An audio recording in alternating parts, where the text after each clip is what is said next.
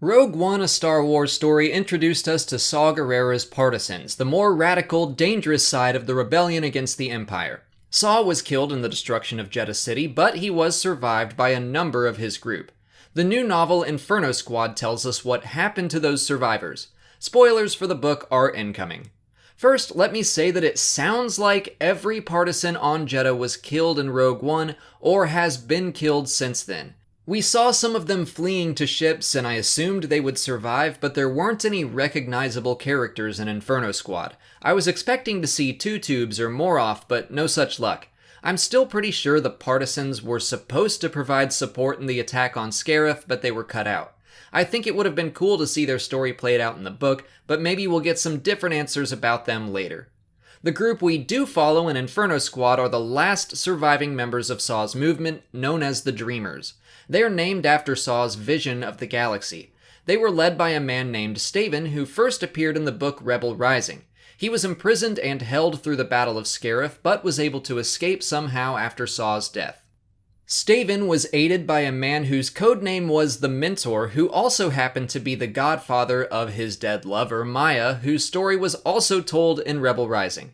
The Mentor's actual identity was none other than Lux Bonteri, the former senator of Onderon from the Clone Wars who once fought at Saw's side. Lux did not join the Partisans until after Saw's death, and attempted to use the power vacuum to make the Dreamers less extreme while still hitting the Empire where it hurt. Lux brought with him 11 high-profile Imperial targets. Their first few attacks quickly caught the eye of the newly formed Inferno Squad. It became their mission to infiltrate the Dreamers, posing as fellow lost Partisans or defecting Imperials to gain their trust and recover Lux's source of information. Doing so required them to take part in some of those high-profile missions.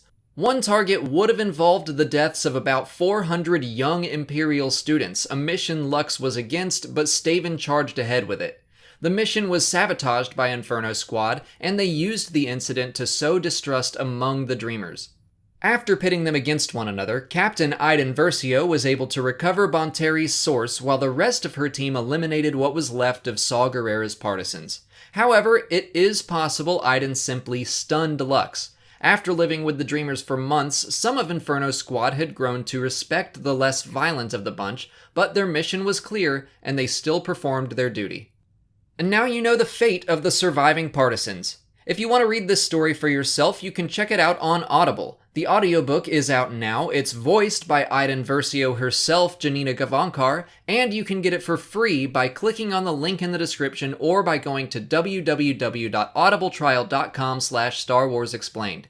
If you sign up for a trial, you'll get a credit for one free book, and you can use it on Inferno Squad, or a number of other Star Wars books, or get any book you want. The point is, you get a free book, and you'll be supporting the channel when you do. But that's it for today. If you haven't already, please like this video, subscribe to the channel, follow me on Twitter, Instagram, and Facebook, and consider checking out my Patreon page. As always, thanks for watching, and may the Force be with you.